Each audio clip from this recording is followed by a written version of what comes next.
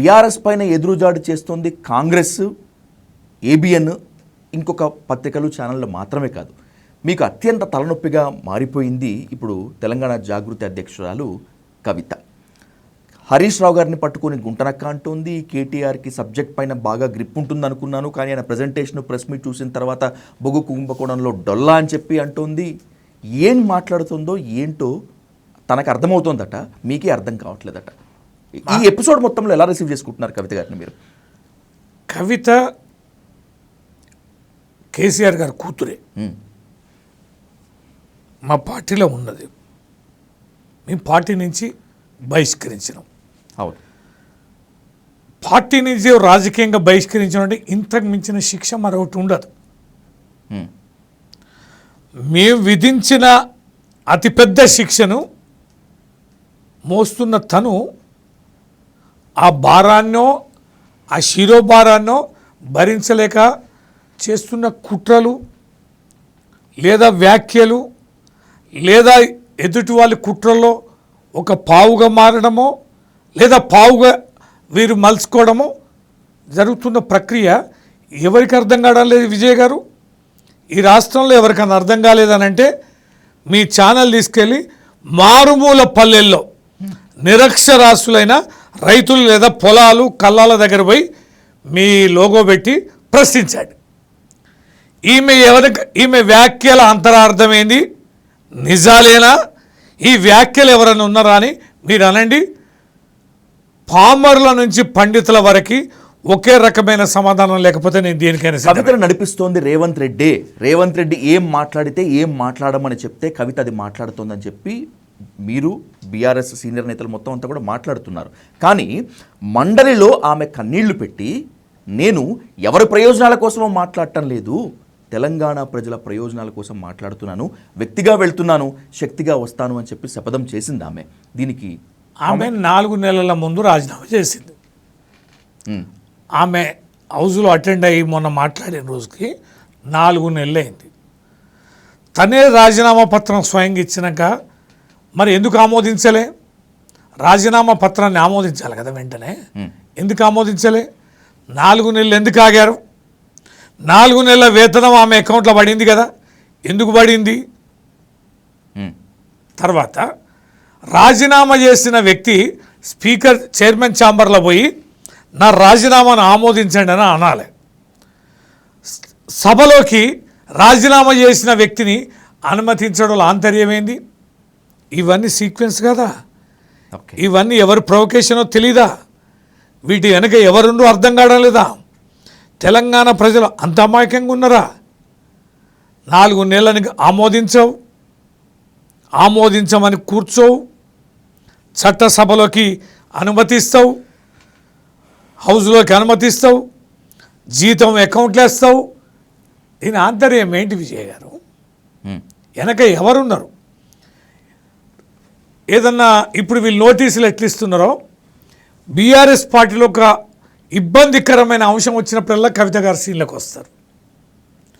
ఒక ఎన్నిక వస్తుంది అనగానే కవిత గారు సీన్లోకి వస్తారు. అంటే ఈ మానసిక ధైర్యాన్ని కోల్పోయేలా ఎందుకు చేస్తున్నారు? ఇలా చేయడం వల్ల ఎవరికి కలిసి వస్తుంది? ఎవరి ఎజెండాలో ఇది భాగం అవుతుంది? ఎవరి అకౌంట్లో ఇది యాడ్ అవుతుంది? తెలీదా విజయ్ గారు? ఇప్పుడు నేను డబ్బులు మీ అకౌంట్లో వేస్తే మీకు యాడ్ అయినట్టు కాదా? ఏమోనండి నా అకౌంట్లో నేను ఏమన్నానా? నేనేమన్నా రసీదు ఇచ్చిందా? ఆ డబ్బులు ఎట్లొచ్చినాయో నాకేం తెలుసు? ఆ వేసిన సంగతి ఏందో అడుగుపోండి అంటే మిమ్మల్ని వదిలేస్తారా? మీరు బాధ్యులు గారా? మీ ప్రమేయం లేకుండా మీ అకౌంట్లో నేను డబ్బులు ఇస్తానా? జరిగేది అది. రైట్. ఓ ముఖ్యమైన 3 ప్రశ్నలతో ముగిస్తాను రవీందర్ గారు. కవిత తన మాటల దాడి, విమర్శల దాడి, ఆరోపణల దాడి రోజు రోజుకి పెంచుకుంటూ వెళ్తున్నారు ఆమె. ఎందుకంటే హరీష్ రావుని గుంటనక్క అనటం వరకే ఇప్పుడు ఆగారు. ముందు ఇంకెవరిని ఏమంటారో కూడా తెలియదు. టు బీ ఫ్రాంక్ మాట్లాడుకుంటే సంయమనం పాటించండి అనేటువంటి లైన్లో టీఆర్ఎస్ క్యాడర్, టీఆర్ఎస్ నేతలు ఉన్నారు. ఆమె రెచ్చిపోతున్నా కూడా ఏం మాట్లాడటం లేదు. I'm asking you very straightly, కవితకు భయపడుతున్నారా? కవితను మెయిన్ స్ట్రీమ్ మీడియాలో కానీ సోషల్ మీడియాలో కానీ టార్గెట్ చేస్తే కేసీఆర్ కేటీఆర్ అవినీతి మొత్తం అంతా బయట పెడుతుంది, అప్పుడేం మాట్లాడలేము, తలెత్తుకోలేము అని చెప్పి భయపడిపోతున్నారా? అట్లనైతే సస్పెండే చేయం కదా, భయపడితే సస్పెండ్ చేయం కదా. మేము కూడా పార్టీ తరఫున తక్కువ రియాక్ట్ కాలే. ప్రతిసారి మా వాళ్ళు కూడా పార్టీ తరఫున రియాక్ట్ అవుతున్నారు. పుదస్తమానం మా పని ఏందండి, మేము ఒక పెద్ద రాజకీయ పార్టీ. ఆమె జనం వెనక ఎవరున్నారు, శక్త వ్యక్త అంటే ఇప్పుడు ఎవరున్నారు ఏంటనేది ఇప్పుడు కనిపిస్తుంది కదా. ఎవరైనా బయటికి వెళ్తే ఓ 10 మంది యాడ్ అవుతారు.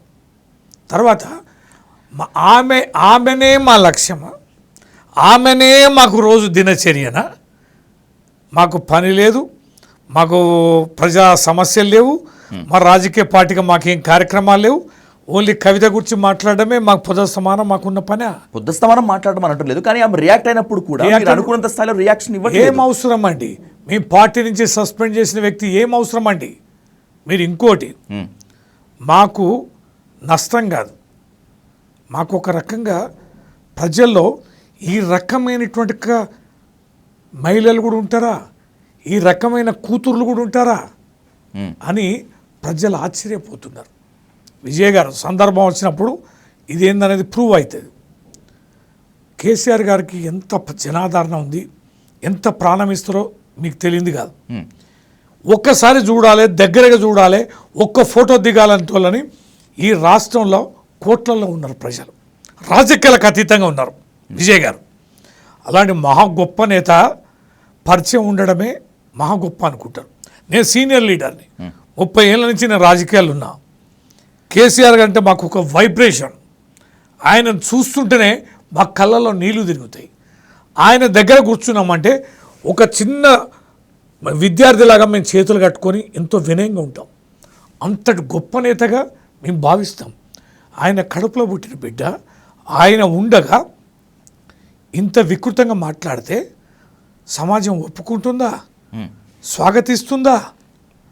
ఎక్కడైనా అన్న మీద కొట్లాడంగా చూస్తాం, కుటుంబ సభ్యుల మీద కొట్లాడంగా చూస్తాం. ఈ దేశంలో కన్న కూతురు కన్న తండ్రి మీద పోరాటం చేయంగా ఎక్కడన్నా చూసారా? చూపించండి మీరు. కానీ రాబోయే రోజుల్లో కవిత స్టేట్మెంట్స్ ఖచ్చితంగా కేసీఆర్కి, ముఖ్యంగా బీఆర్ఎస్కు చాలా పెద్ద దెబ్బే తగిలేటట్లుగా నీచంగా అండి. బండకేసి కొడతారు. చిల్లర మనిషి మా తోటి పెద్ద దెబ్బ లేదు, బొబ్బ లేదు. సీఎం అవుతానంటున్నారా? ఏమైనా మాట్లాడు. పిఎం కూడా గమ్మని రాయండి. సీఎం ఎందుకండి, పిఎం గమ్మని రాయండి. ఎంపీగా ఇస్తే రెండోసారి గెలవలేదండి. ఏం మాట్లాడుతున్నది?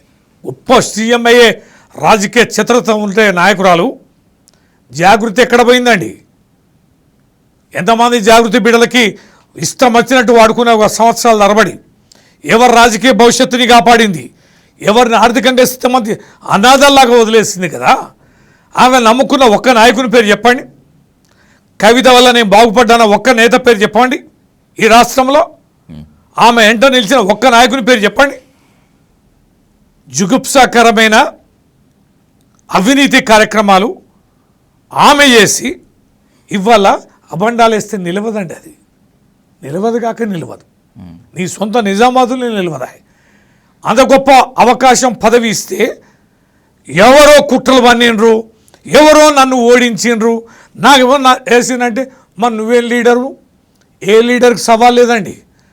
నన్ను ఎమ్మెల్సీ రాకుండా ఉండడం కోసం కూడా చాలామంది కుట్రలు కుతంత్రాలు చేశారు. ఎంత చివరి దానికి అడ్డుపడ్డారు, చాలాసార్లు అడ్డుపడ్డారు. ఆగిందా? తెచ్చుకుందా కదా, మా నాయకుడు ఇచ్చారు కదా. అంటే కొట్లాడాలి, ప్రజాక్షేత్రంలో నిలవాలి. గెలిస్తేనేమో తోపువి, ఓడిపోతేనో ఇతరులని అంటావా? నిజంగా శక్తివంతరాలు అయితే ప్రజలు ఓట్లేయాలి కదా, ఎట్లా ఓడిస్తారు? ఆమె ప్రజాక్షేత్రంలో ఎప్పుడు లేదు. ఆమె గురించి ఇంకా చాలా ఎక్కువ మాట్లాడిన ఇప్పటికే. మాట్లాడడం అనేది కూడా ఆమె స్థాయిని మేము గుర్తించడం తప్ప ఆమెను పట్టించుకునే నాదుడు తెలంగాణలో ఎవరు లేడు. రైట్.